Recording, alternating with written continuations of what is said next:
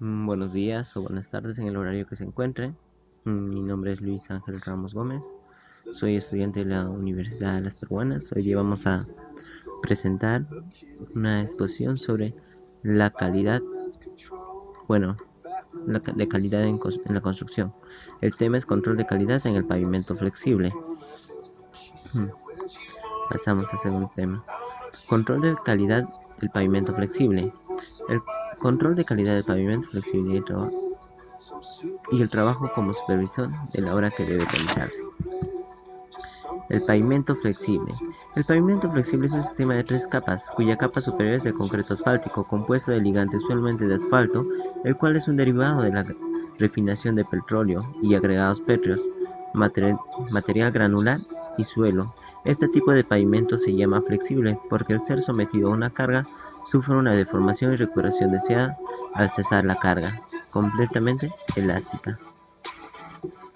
El control de calidad. Para poder realizar un mejor control debemos conocer y tener bien en claro qué tipo de material a usarse y cuál es la porción correcta.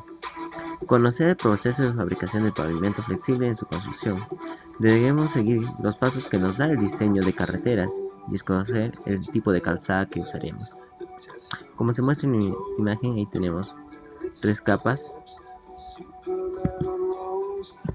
Tener en cuenta el tipo de vía. Ahí vemos, ¿no? Los ensayos que se deben realizar o los controles por el tipo de vía, ¿no?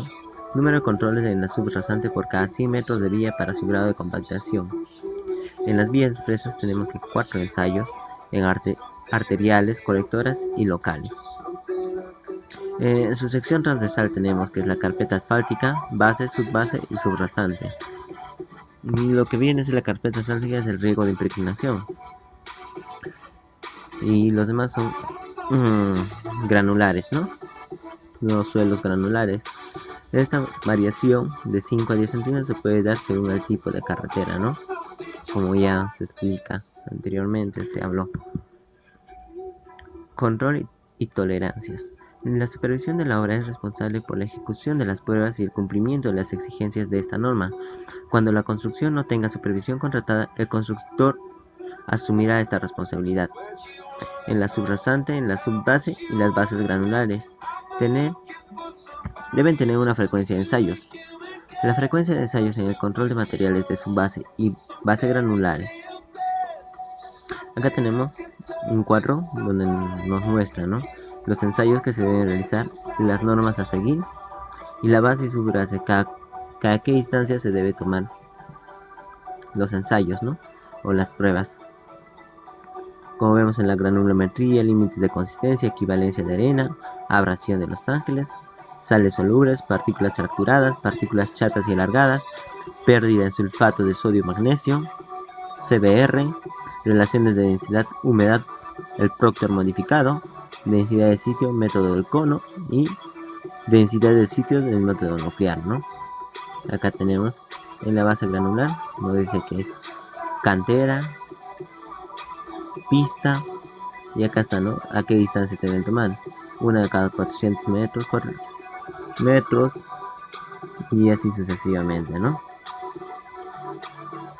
Notas. La frecuencia de los ensayos puede incrementarse, en opinión del supervisor, dependiendo de la variación de la estratigrafía en cantera, ¿no?, que pueda originar cambios en las propiedades de los materiales. En caso que los metrados del proyecto no alcancen las frecuencias mínimas especificadas, se exigirá como mínimo un ensayo cada propiedad o característica. El grado de compactación de base y subbase será como mínimo el 100% de la máxima densidad seca obtenida en el ensayo Proctor modificado. Se tolerará hasta 2 puntos porcentuales, menos en cualquier caso aislado, siempre que la media aritmética de 6 puntos de la misma compactación sea igual o superior al especificado. Los tramos por aprobar se definirán sobre la base de un mínimo de 6, determinando la densidad.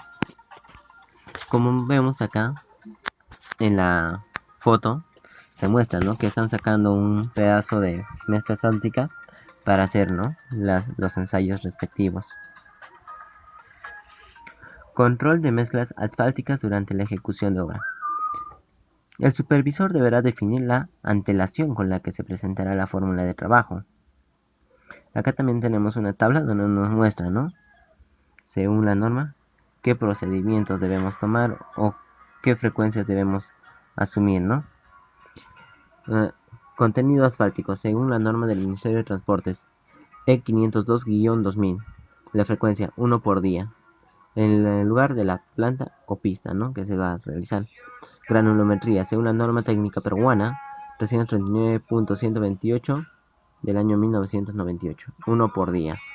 Ensayo de marcha, también por el Ministerio de Transportes, E504-2000, 1 por día. La temperatura se deberá realizar en cada volquete, ¿no? Las mezclas en caliente deberán cumplir las siguientes tolerancias. Materiales que pasan el tamiz de 19 milímetros o 3/4, más o menos 5%. Material comprendido entre los tamices de 9.5 milímetros, 3/8, o la malla número 200, más o menos 4%. Material que pasa por el tamiz 75 o tamiz número 200 también, más 1%.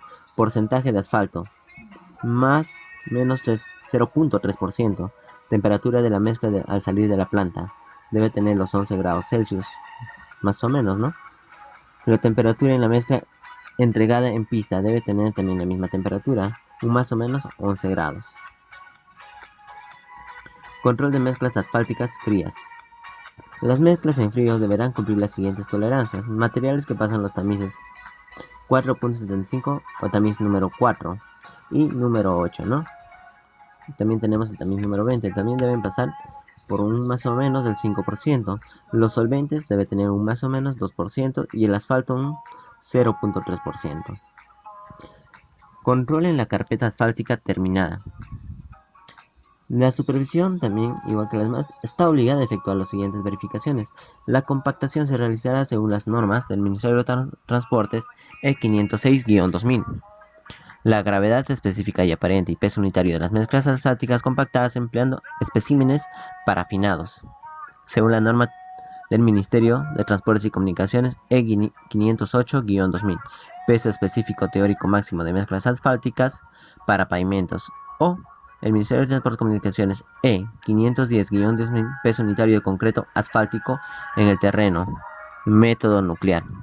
Es una proporción de cuando menos una por cada 250 metros cuadrados de cada capa, y los tramos por aprobar se definirán sobre la base del mínimo de 6 determinaciones de densidad. El espesor, metros cuadrados, 350 metros cuadrados o fracción, deben extraerse al menos 2 testigos cilíndricos mediante un equipo prodigioso de brocas rotativas. Esto se explicará para sacar, ¿no?, una muestra para realizar el ensayo, ¿no? Lisura. La superficie acabada no deberá presentar zonas de acumulación de agua, depresiones ni elevaciones mayores a 5 milímetros en estas capas de rodadura, ni elevaciones mayores a 10 milímetros en bacheos, cuando se compruebe con una regla de 3 metros, según el Ministerio de Transportes y Comunicaciones E1001-2000, medida de la regularidad superficial de un pavimento mediante la regla de 3 metros, colocada tanto paralela como perpendicularmente al eje de la vía. Control en la carpeta asfáltica. La regularidad superficial. En caso de las vías expresas y donde lo indique el PR, se medirá la regularidad superficial de la superficie de rodadura en unidades IRI. La regularidad tendrá un valor máximo de 2.5 metros por kilómetro. En el caso de que no satisfacer este requerimiento, deberás revisar los equipos y procedimientos del esparcido y compactación a fin de tomar las medidas correctivas que conduzcan a un mejoramiento del acabado de la superficie de rodadura. Medición de deflexiones sobre la carpeta asfáltica terminada. En el caso de las vías expresas en donde lo indique el PRF, se efectuará mediciones de deflexión en todos los carriles en ambos sentidos cada 50 metros en forma alternada. Se analizará la deformación, la curvatura de las deflexiones obtenidas por menos de 3 valores por punto, y se obtendrán indirectamente los módulos de elasticidad de la capa asfáltica. Eso sería todo. Muchísimas gracias por su atención. Y nota, ¿no? Siempre que se haga la rodadura, siempre se tiene que tener en cuenta el lomo de pez, o mejor dicho también la pendiente para ambos lados, ¿no? Para que el agua no se empose y tenga que una salida hacia el canal, ¿no? O a las cunetas respectivamente hechas. Eso sería todo de mi parte. Gracias.